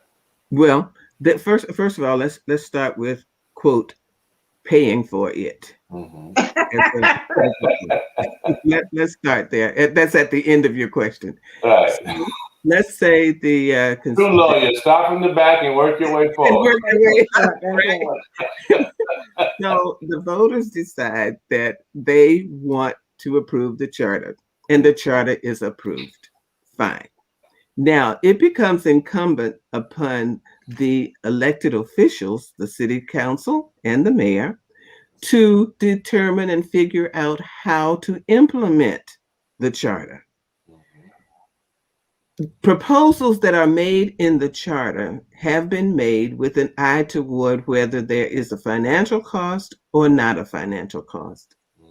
Those which may turn out to be too expensive for the city to undertake at this point in time would simply, very simply, require that you be progressive in your thought pattern, that you be creative in your approach, and that you attempt to figure out how to deliver to the people what they have articulated in the charter. The charter is not a document that requires that you must spend $5 or $5 bajillion. The charter is a document that says this is where we would like to see ourselves at this place, in this time, with this particular department. So it is a progressive looking document that gives you the opportunity to work toward the goals. For instance, there's one item, one recommendation in the charter that says that we would like to see the youth of the city have opportunities for jobs in the summer or internships throughout the school year. The administration has come back, and this is how they've gotten to their astronomical numbers that they're throwing out here. They have come back and said, well, that's like 42,000 kids. And so 42,000 kids at $15 an hour over each year is going to cost A, B, C, D, E, and whatever for their 4 or 5 year budget. Well, there's nothing in the charter that says that the administration has to hire 42,000 students every year. There's nothing in the charter that says that students have to be hired if it's going to cause a financial difficulty for the administration or for the city budget. Right. So it's part of the spin tactic on how to put disinformation out there. Total. And fear tactic. Right. If I throw out $4 billion, then people are going to get scared. Well, of course, people are going to get scared. Wouldn't you get scared if somebody told you that you owed them $4 billion? Right. I mean, be for real. So they've thrown out these numbers without, first of all, even coming to the table to discuss it with the Charter Commission. They have never come to the table with us and said, this is what it's going to cost. And this is how we'd like to see you approach it. This is our recommendation. None of those kind of things. They waited until we sent this document to the governor's office to have a press conference and have the press write and tell the people how much it's going to cost. They didn't bother to send us a memo. They sent the memo directly to the press. And that's pretty much what they've been doing since all of that started, is that they've been doing politics through the press. They've been doing communication with the Charter Commission through the press. And recently they, I hate to put it this way, but recently they dug up a 96-year-old retired federal judge and asked him to sign on to a letter that states how much it's going to cost the city and what it means to the city, and that it'll send the city back into bankruptcy. Commissioner Wynder, I'm sorry. I have to make sure we clarify two things. One, when you say that these revisions in the charter allow for them to do what's feasibly responsible in order to making sure that these revisions actually take place, we're talking about, we have a council that's in place for that, and also an executive branch who can lend some support with a high number of appointees. So both the mayor and the city council are responsible for taking a look at, well, how do we hire Detroiters? How do we make sure the police officers get this annual psychological evaluation that's most fiscally responsible? And then the next part is when you talk about that judge that they've dug up that's 96 years old, you know, I want to make sure that we point out, Commissioner Wynder, that he is not a city of Detroit resident. So doesn't that bring into question who has drudged up this 96-year-old judge who should just be really living out his last days and his golden years to come and speak to a charter that will have no impact on him? To my understanding, sounds like, yep, he probably was a good friend of Mike Duggan's late father, who was a judge. That's all. I was about to bring that in to say that I do have a history of knowing who the judge was, Judge Avram Cohn, Yeah. who served well, and at a point in time in my lifetime was in the progressive movement in the city. He was a longtime resident of the city, and probably 50, 60 years ago, he would have been in the vanguard of this whole progressive movement that we're trying to establish. But he, unfortunately, he's not a resident of the city. This just goes, in my mind, to show the paternalistic attitude that the administration has toward us, is that we have to bring in people whom you might respect to tell you what you should do, as opposed to letting people make their own decisions. I totally agree with you from that perspective. I want to go back to another point that candidate Adams, soon to be mayor, made, and regarding the charter, the statutory language in the charter. You were asking about the issue of the charter being put on the ballot and how that could happen. I just want to bring to your attention that in the statutory language, there are 4 responsibilities and duties for the legislative body, which is the city council. And the first is to fix the place of the meeting, okay, of the charter. The second is to fix the compensation of the members of the charter. The third is to provide the money for the expenses thereof.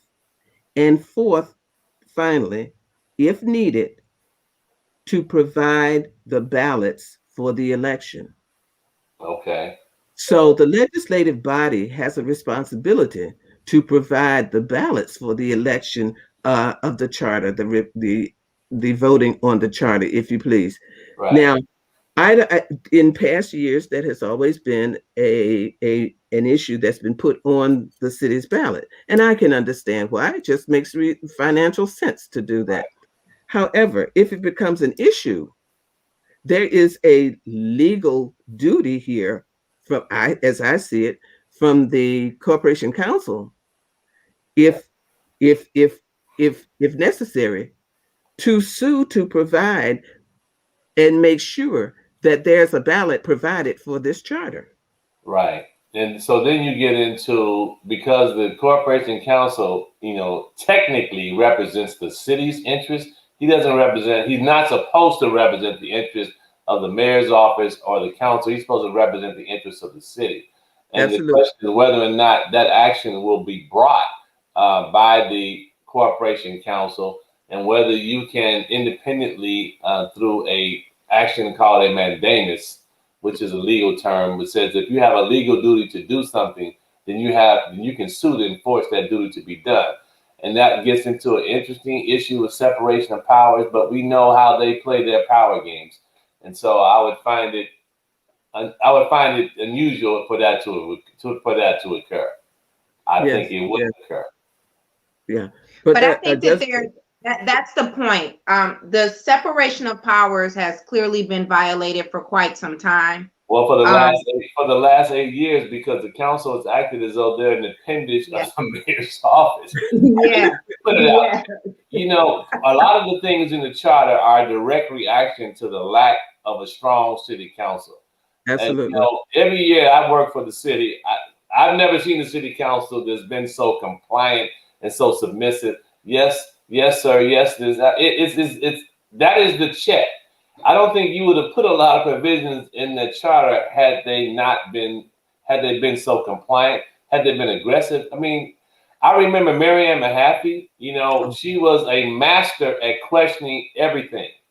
She questioned everything. Joanne Watson questioned everything. I mean, they did it as a matter of course because people need to understand why you're taking certain actions. But this council has not asked one question. They don't ask any questions. And I get this thing about, we want to create the image that, we all get along. You look at City Council in Warren, are they getting along out there? They fighting every day about something. And people need to see that because that gets people informed about what's going on in this city. Right. Now, when I become mayor, I'm sure Nicole is going to question me about everything. I know that. So I'm going into it with my mind, understanding I'm going to be questioned. But that should be questioned if I'm spending your money. Absolutely. Absolutely. No, but you know what? I want to bring something back to everyone's memory. You know, when this all started with this current administration about everyone getting along, when that narrative was being pushed by Mayor Duggan and the business chamber that this is what civility looks like. Yes. And what really got under my craw was not only when he had, I was surprised. This is one thing I was surprised at is when council president was on a cover of a magazine, standing kind of by the side behind Mayor Duggan with that title that this is what civility looks like. Right. And you had the chamber. And my thing is that we know historically as Black people that when white people tell you that means this is what it looks like to be a well-behaved Negro. You know what I mean? That's exactly what that means. And everything was about civility. Meanwhile, while we're supposed to be sitting in our seats with our ankles or our legs crossed, they over here stealing all kind of federal dollars and demolition money. And this is why I want people to understand what's going on with this charter. Why they telling you that we are the ones who gonna bankrupt the city? We need to look at the real culprits who are being fiscally irresponsible, which is both the city and the mayor. I could not for the life of me understand how you first of all agreed to transfer all the power and authority over demolition and handling the federal money to any entity outside of the city of Detroit. Let's just start there. They gave away their ability to do checks and balances, which is why they claim that they supported proposal in. And then the problems arise, and then there isn't a hearing on demolition by the council. Right. I mean, you're talking about how you check things and check action. That's how it's supposed to work. The council is not beholden to the mayor, and the mayor is not beholden to the council, but they all are beholden to the people in the city. And the absence for 8 years of constant questioning has created this facade that things are great. And we know that they aren't, which is why all of a sudden, I got to bring demolition back in-house. Well, then why don't you also bring trash collection back in-house? Why don't you also bring public lighting back in the house? Because there are things that are happening in these agencies that people don't know about. They're spending our tax dollars and no one's questioning why is it that the Public Lighting Authority displaces a Black contractor in favor of companies that are that are white contractors. Why is that occurring? Why are there no questions about this? And these are the types of things that we need to be demanding, which is why when they say, yeah, we're bringing the fight to them, because we have to, because it's correct thing to do, and it's the right thing to do. The people need to understand, why did you all make these changes in the charter? The charter represents a vision of how the city should be. We should be aspirational in employing our children. We should be aspirational in having affordable water. We should be aspirational in making sure that people have a right to a home. These are things that if you don't believe in that, right. I rest my case. What did we elect you for? If this is not what you're going to try to deliver to us, I certainly have never voted for anybody with the understanding that you're going to take away the tax money that I pay to give to some entity that is not Detroit based, that is not owned by somebody who needs the money, as opposed to the conglomerates that don't need the money. You know, the greed from the national level has obviously trickled all the way down to the local level, because people in the city have begun to, and have been for a good period of time, been acting like this is personal banking here. You know? Yeah. Well, clearly it is, because whenever he decides to spend money, make your date, and you got staff doing the bidding of someone, then that tells you that the level of arrogance is what we're dealing with here. There's a level of arrogance and high-handedness that is so disrespectful of the people. But when I tell you you're being disrespected, don't believe me. But when I show you you're being disrespected, you should understand that you are. Yeah. Now, I'd like to talk a bit about some of the proposals in the charter that people have, again, been have heard of probably through the press and been alarmed about, because I want people to know that these proposals have all been made, first of all, by over 300 organizations, block clubs, associations, and various entities in the city. You You know, mean to tell me this isn't the document of you radical you radical want to change it?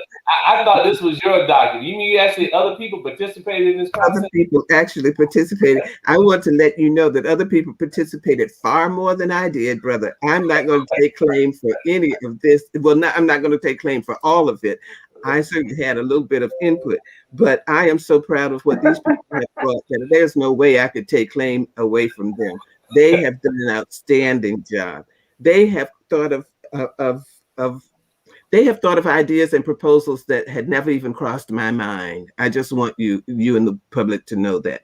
So what is the coalition? Well, I'll let you talk about those provisions because I like to understand whether or not these people are going to coalesce around their own ideas. But go ahead. Hey, well, we can start there because we've let them know that these are your ideas, and if you don't support them, there's nothing that we can do except try.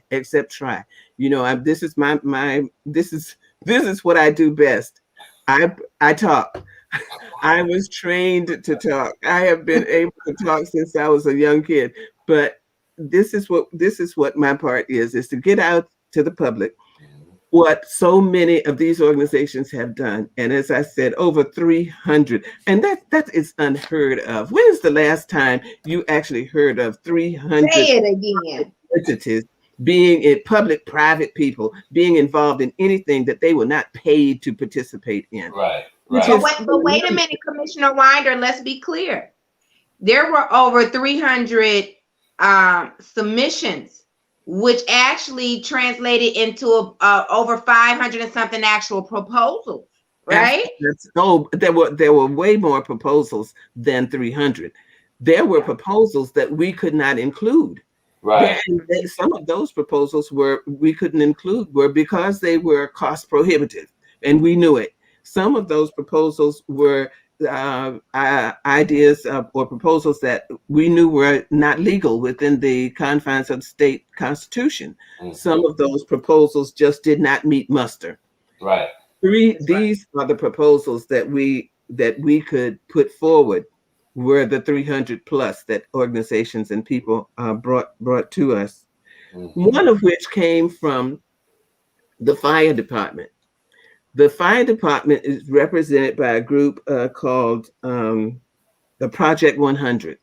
Mm-hmm. And they are pretty much retired fire personnel.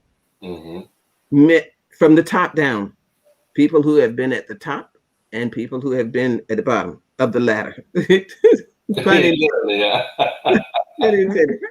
So we have those people who participated, and they brought us a proposal of how to make the fire department more democratic.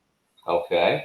All right. The fire department now has an advisory commission that is appointed by the mayor. Mm-hmm. We don't know who's on it. We don't know where they live. We don't know when they meet. We don't know who they are, except to go to public record and find their name somewhere. But nobody knows about these people. There's no interaction with the community. They're not community people. And so the recommendation was to bring them in compliance, the fire department in compliance with what happens with the police department. Right. As in the police commissioners, they are elected, as bring them in compliance with what happens with, or conformity, I should say, not compliance. Right, exactly. Yeah. Bring them in conformity with the city council, which is elected. So a proposal was made to elect the fire commissioners. That seems pretty reasonable. It's consistent. It's consistent. There was a proposal that this could be more consistent with what's happening in those departments. And there's been a tradition within the fire department, much like the unions were for a long period of time, that you move in the fire department according to seniority. It's not based on anything else. Doesn't matter whether you know how to put out a modern day fire with new plastics and chemicals or not. Mm-hmm. You can move up as high as you can by knowing how to put out a fire that starts with wood You Right. know what I mean? Trash or whatever. Yeah. So you don't, in other words, you don't have to keep yourself current with modern day traditions. So these kind of things would bring the fire department more in conformity with the rest of the world, and perhaps generate promotions for minorities that they have not traditionally had access to. It's Right. very forward thinking here. And these are the men who've been in these positions in the past, and they know what's happening. So that's just one recommendation, and But that's that for actually is a very, I mean, a solid recommendation because it's no different than the structure of the police commission. And exactly. you are absolutely correct with respect to historical discrimination within the department and the ability of a mayor to appoint the command structure of the fire department, as you said, is based solely on seniority and not on anything else other than how long you've been there. So you know Exactly. from day one what your promotions are going to be as soon as the person above you retires. And they keep Dies or retires. right, Dies or exactly. retires. Absolutely. Now, That's a one of the things responsible proposal. yeah, and one of the things that Project 100 pointed out, this is going to surprise you, but you need to know since you're going to be in position soon, is that since 2000, guess how much money has been spent and funded to the fire department? With the fire department's average budget is probably what somewhere around $250 million, maybe. Okay, since 2000, Project 100 says that the fire department has been funded to the tune of $2.4 billion. Right, And we don't have a clue of where a dime of it has gone other than to salaries. right, Now, all of it, and I'm not saying that to say that it's gone to salaries. I'm just saying that we can assume that it's gone to salaries because we know we have the personnel. exactly, But exactly. other than that, we don't know where a dime of it has gone. New apparatus, new trucks, new equipment, possibly, but we don't know. And this is kind of transparency that this charter is fostering, is that you Yeah. report to the people what you're doing with their money Right, so that we do know. Yeah. In addition, Project 100 says that their proposal will benefit the city to the tune of about $2 million a year if it's implemented. Now, I can't, unfortunately, right now, give you detail on line item of where that came from. But right. what I can do is trust that Project 100 knows where it came from because they are retired firefighters. Right. They know what it looks like, which is why, again, this charter is so important to the people because we have people who are intimately and were intimately involved in these departments and they know how they operate and what you can do if you are forward thinking. Well, there is a certain level of budget transparency in terms of how the city's budget is structured because some costs of the department are carried in other areas. I mean, Mm, when the city created, the general, so I don't get into detail. General Services Department kind of handles maintenance of all city equipment and city property, and a lot of their actual cost is buried in the General Services Department budget. Their staffing obviously has to show up as a part of the city's budget. But when you look at fire department and police department, those are the two largest expenditure items in the city budget because of their cost structure. And there should be more transparency about how those numbers are revealed. exactly. But you know Exactly. what? One thing that we often overlook when we're talking about one of the strongest proposals, one of them, right, that we've received, which is this one with Detroit Fire Department, is this. That level of increased transparency will also bring to light these contractors who are getting contracts through DFD. And, so often we forget about one of the things that stood out to me, and Commissioner Wynder, I don't know if Mr. Love discussed this with you or some of the other firemen while making their pitch for this proposal, is that what happened to all of the Black vendors who did uniforms and provided other, contractual services to the Detroit Fire Department, and now they've gone to other companies, so to speak, right? And so we need a higher level of transparency over that as well. We want to make sure if we talk about our people getting contracts for demolition and other construction work, we want to also make sure that our people get a piece of the pie when it comes to contractual services for the Detroit Fire Department, but also the police department. So I hope that people understand that's another great reason to increase the level of transparency. And I'm sorry, I just don't have good faith in anybody of government that's appointed that doesn't secure the interest of Detroiters by making sure Detroiters are making these decisions as far as civilian oversight, right? And then two, if I can't find any of your, let me back up before I talk about the minutes. I don't know who you are. You know, it was amazing, you know, being on this charter, how, well, we asked retirees, to Commissioner Wynder, your point that they're still heavily involved, but there were some active firefighters who were involved supporting this proposal. And then we looked it up on the website. Commissioner McCampbell is the chair of public safety. I looked it up. He looked it up. Commissioner Wynder, you might have tried to look it up on the website too. You can't find out who these people are. So you don't know their names. You don't know their faces. And here it is. They're handling one of the largest budgets in the city of Detroit, and we don't know who they are. And then my last point is, and we've never seen any of your meeting minutes. So we have to have an elected body so we can know what you're doing. Well, and when you talk about the fire department in particular, because of the, I'm gonna call it the incestuous nature of the organization, because you have fathers, grandfathers, sons. They come up in the fire department. They are a pretty tight group of people. And because of the specialty nature of the equipment that they manage, you know, there are very few vendors. But once you spec a fire truck, that spec never changes. And so you've got people that have made millions of dollars off the city selling fire trucks, and we don't even know who they are. But if you look at my opponent's campaign finance, you'll see some of those very people that pop up in that report. So there's a lot of incestuous things that go on that need to be exposed. And I mean, we could go through the city's budget line item after line item and point out how millions of dollars are being spent every day with very little oversight.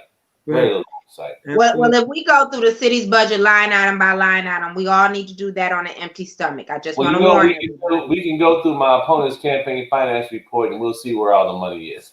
Yeah, well, that needs to be done on an empty stomach. So, Commissioner Wynder, let's talk about, because we're getting near the end. We're gonna have to continue this, Anthony, on your show. But I want you to get into that, the police revisions. I think that this is such a hot button topic. Okay. Is there any particular thing that you would like to discuss about the revisions? So I want us to talk about real quickly. Okay, so now the Board of Police Commissioners, of course, we're proposing that we only have 7 elected, 1 per each district, so we can make sure that there's not a huge conflict of interest coming from the mayor to have such strong influence over what's supposed to be civilian oversight. But now let's delve a little bit deeper into some of the proposals, and I want to talk about that psychological evaluation, and then we can talk about demilitarizing the police. Okay, before I move there, I want to just say that and comment on the reduction in the number of police commissioners. That again would bring the police commission in conformity to the district model that's used to elect the city council. So everything then, well, not everything, but that throughout the charter, you're going to see that most of these commissions and or advisory boards are being suggested to be in conformity with the model that is now being used to manage the city. The executive branch has its district managers now for its management style. There's the city council that has its management is elected rather at 9 members, 2 citywide. And so this is an effort to bring everything into conformity with the management style. Okay.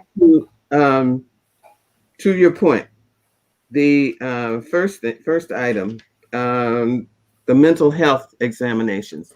Mm-hmm.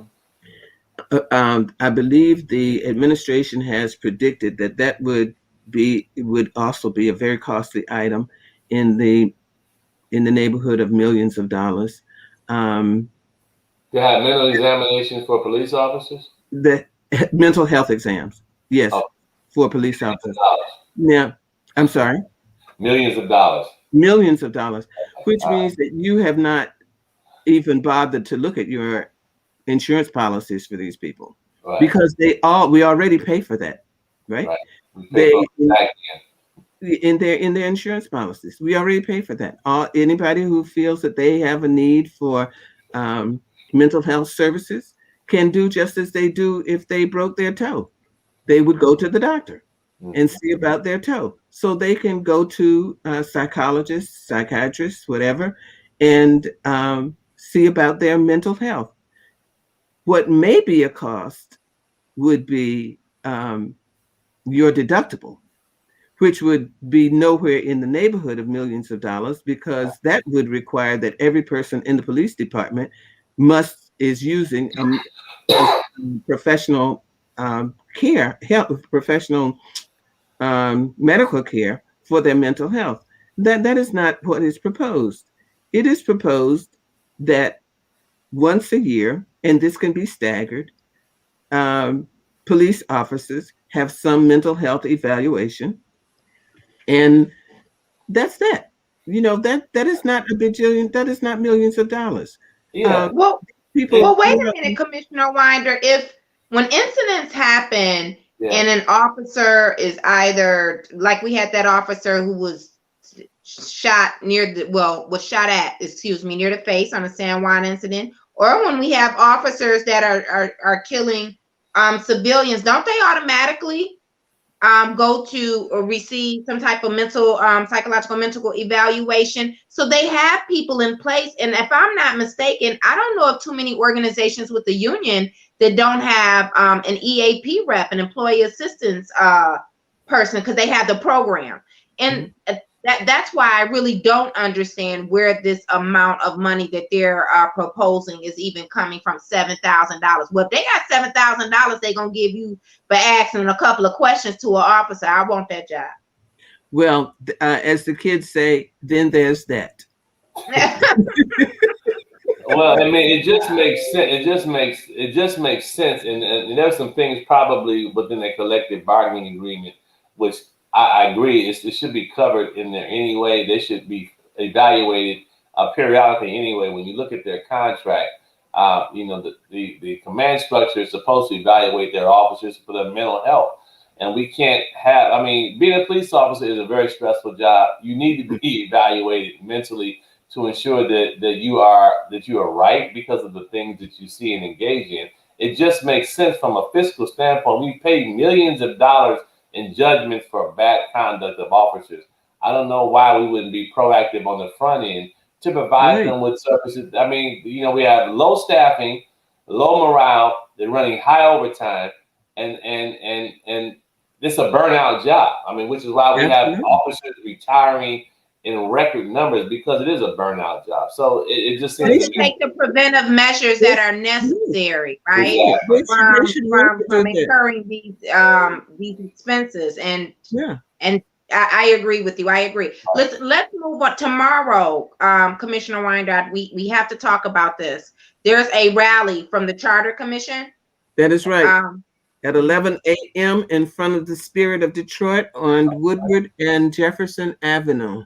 Okay. This rally is to bring to the attention of the administration that the people want to see that the charter is properly funded, so that information can be disseminated to the community and a proper campaign can be waged so that people will know what's in the charter. We invite the public to please come. All of our partners, all the people who made these wonderful suggestions and proposals, we're asking you to be there. Great. 11 o'clock. Tomorrow at 11 a.m. I'll make sure I post it. Thank you. Mr. Adams, I appreciate you being here with us today. We are going to have to continue this conversation about the charter on your show. You want to tell people when your show comes on? Well, we've kind of taken a break for we're redirecting our resources in another way. But as soon as we start back up, I think we're going to start back up in June. And this is certainly something that people need to better understand. And I think, okay, well, let's do this. Let's have a part 2 because I want to continue this conversation so everybody understands what's in the charter and what's going on. So I'll bring the 2 of you back either Monday or Tuesday of next week. Okay. Great. I've enjoyed it, and thank you for having me on my show. I appreciate it, and I love the information. You know, when we talk about information, this is what we're talking about. How we get people information so they understand what it is we are really fighting for. Because I think people want to spin it as though we're just fighting to be fighting. No, we're fighting to make things better for you. Absolutely. That's right. That's right, Commissioner Wynder. So we'll have the rally tomorrow. Our next meeting isn't until the second Tuesday. But I want to remind everybody today at 10 o'clock, because I'm about to hop on that call with City Council. They are supposed to be discussing whether or not they're going to forward the resolution from the CFO's department for this so-called $30,000 plus our $100 and something thousand shortfall to the BFA, the Budget and Finance Committee for tomorrow. So hopefully that happens today so we can see it on the agenda tomorrow. So everybody, if you have time, hop on a City Council meeting so you can hear that. I appreciate all of you. Everybody be safe and have a great week, and we'll see you Monday at 8 o'clock. Thank you. All right. Thank you. Be well.